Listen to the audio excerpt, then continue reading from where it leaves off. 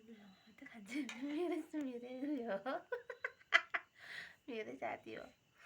बुबुसँग खान्छु उसको बुबु फेभरेट हुन्छ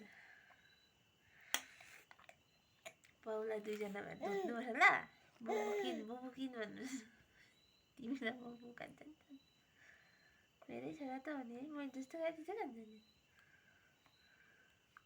बुबुसँग भने डङ्कै डङ्क ए त्यसरी अड्किन्छ यस्तो भयो दुध हालेर दिए न त कोही बेला दुध भात भनेर